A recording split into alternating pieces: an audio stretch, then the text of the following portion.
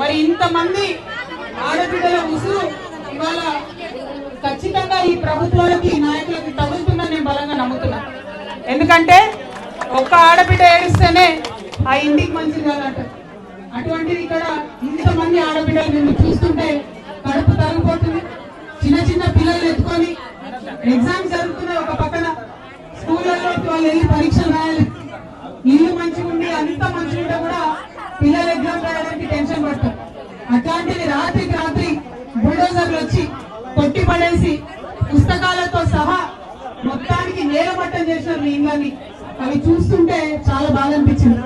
కానీ అనేక మంది వచ్చిపోయిన ఏదో టూరిస్టులు వచ్చిపోయినట్టు, ఎగ్జిబిషన్ చూడడానికి వచ్చిపోయాడు. ఎగ్జిబిషన్ అయ్యేదేమన్నా కాదు కదా, మన దుఃఖం కదా, మన ఆవేదన కదా, మన ఇల్లు కదా, మన మొత్తం జీవితం కదా. ఇది కొన్ని రాజకీయ పార్టీలకు ఎగ్జిబిషన్ లాగుంది. నన్ను చాలా మంది అడిగారు, మీరు వెళ్ళండి, తొందరగా వెళ్ళండి అంటే నేను ఒకటే మాట చెప్పిన, నేను ఎక్కడున్నా ఆడబిడ్డల పక్షానే ఉంటా, నేను ఎక్కడున్నా పేదవాళ్ళ పక్షానే ఉంటా, నేను ఎక్కడున్నా నీకోసం మాట్లాడుతూనే ఉంటా అని చెప్పాను. ఒక సమయం వస్తుంది, ఒక టైం వస్తుంది, ఖచ్చితంగా మీ దగ్గరకు వస్తాను. వచ్చిన తర్వాత సొల్యూషన్ లేకుండా, పరిష్కారం లేకుండా వెళ్ళను. ఆ విషయం చెప్పడానికి వచ్చిన. ఇంతకు ముందు రాగానే వచ్చిన తర్వాత అదే చెప్పాను మీకు, నేనేదో వచ్చి మిమ్మల్ని చూసి వెళ్ళడానికి రాలే. కూర్చొని సావధానంగా మీతో మాట్లాడి ఈ అంశాలన్నీ కూడా ప్రభుత్వంతో మాట్లాడి మెప్పించి ఒప్పించి ముందుకెళ్ళడానికి ఇక్కడికి రావడం జరిగింది. మరి మీ అందరూ కూడా ఒప్పుకున్నా? మీ అందరూ కూడా గట్టి కూర్చుంటారా? ఎందుకంటే ఇవాళ ఇక్కడ నాతో పాటు విశారద మహారాజ్ గారు కూడా ఉన్నారు. మరి ఆయన కూడా మొండి గట్టం పట్టుబడితే వదిలినటువంటి మనిషి కాబట్టి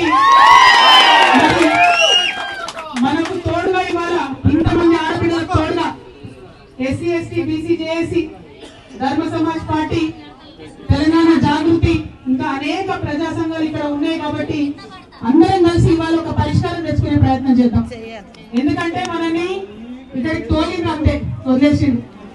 ఎంత విశాలం అంటే కనీసం మహిళలకు ప్రత్యేకంగా పురుషులకు ప్రత్యేకంగా కూడా వసతి ఇవ్వలేదు.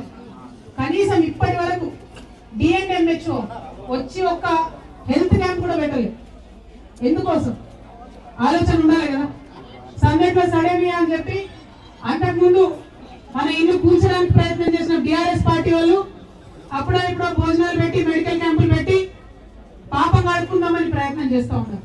తప్పులేదు, మంచిదే, చేయాలి. కానీ జిల్లా కలెక్టర్ గారు ఏమైనారు, ప్రాథమికమైనటువంటి బాధ్యత ఆయన మీద ఉంది కదా. ఇంతమంది మనుషుల్ని ఒక కొట్టంలో తోలినట్టు తోలిండ్రు. చిన్న పిల్లలు ఉన్నారు, కనీసం వారి ఆరోగ్యం పట్ల మీకు ఏమాత్రం కూడా కన్సర్న్ లేదని అర్థమవుతా ఉన్నది. అన్యాయం ఇది, దారుణం ఇది. ఒక్క రోజు కూడా కలెక్టర్ గారు ఇక్కడ రాలేదని చెప్తా ఉన్నారు. నేను ఒకటే డిమాండ్ చేస్తా ఉన్నా, ఈ జిల్లా నుండి మీరు 3 మంత్రులు ఇచ్చి 3 మంత్రులు గెలిపించి పంపించారు. ఒక్క మంత్రి కూడా కనీసం ఇంతమంది ఆడబిడ్డలు ఉంటే ఇక్కడికి రావాలని అసలు లేదు. ఖచ్చితంగా మంత్రులు మాట్లాడాలి, ముఖ్యమంత్రి గారు మాట్లాడాలి, అందరికన్నా ముందు జిల్లా కలెక్టర్ గారు ఇక్కడికి రావాలి. ఇది ప్రధానమైన డిమాండ్. రెండవది, ఎక్కడైతే ఏ ప్లేస్ నుంచి ఏ జాగాలో నుంచి అయితే మనం నిలబట్టినో, ఎక్కడైతే మన ఇల్లు నేలమట్టం చేసిరో అక్కడే మనకు ప్లేస్ ఇవ్వాలి, అక్కడే మనకి ఇల్లు కట్టించి ఇవ్వాలి. ఇంకెక్కడో ఇస్తాం, ఏదో దగ్గర డబుల్ బెడ్రూమ్ ఇస్తాం, ఇంకెటో వెళ్ళమంటే వెళ్తారా? పక్కా కూర్చున్నా? వెళ్ళిస్తే భయపడతారా? తిరిగి వెళ్తాడు ఒకసారి. పక్కానా? నమ్మచ్చా? మొబైల్ నమ్మచ్చు. తప్పకుండా ఒకటే ఒక నినాదం, ఏం లేదు. మనకి ఎక్కడైతే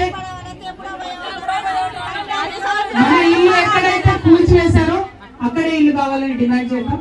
మరి అల్టిమేట్ గా ఒకటే ఒక విషయం నేను చెప్పదలుచుకునే, రాష్ట్రం మొత్తంలో కూడా పేదల మీద జులుం నడుస్తుంది, పేదల మీద బుల్డోజర్లు దిగుతున్నాయి. పెద్దవాళ్ళ బిల్డింగ్ ఏమి ఎక్కడున్నాయి అక్కడే ఉన్నాయి, కానీ పేదవాళ్ళ మీద మాత్రం అన్ని చోట్ల అన్యాయం జరుగుతాం. దాన్ని ఎదిరించడానికి ఖచ్చితంగా మేమందరం కూడా మీ అండగా నిలవడానికే ఇక్కడికి వచ్చినాం. ఏ రాజ్యాంగం అయితే పట్టుకొని రాహుల్ గాంధీ గారు మాట్లాడుతూ ఉంటారో ఆ రాజ్యాంగంలో ఉన్నటువంటి అన్ని హక్కులను కూడా కూలీ చేస్తూ ఇవాళ మన ఇళ్ళ దీనికి బుల్డోజర్లు వచ్చినాయి. ఖచ్చితంగా దానికి మనకు న్యాయం జరగాల్సిందే, దానికోసం ఐక్యంగా పోరాటం చేయవలసిందే.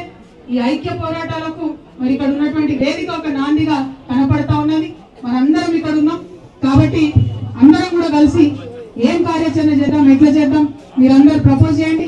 మీరందరూ ఎట్లా అంటే అట్లా తెలంగాణ జాగృతి మీతో నిలబడుతుంది. ఇవాళ ఇక్కడికి వచ్చినామంటే పరిష్కారం చూపెట్టే వెళ్ళాలనేటటువంటి పట్టుదలతో ఉన్నామని తెలియజేస్తూ, మీ పక్షాన నిలబడతామని తెలియజేస్తూ మరి సభను కొనసాగించవలసిందిగా కోరుతాం.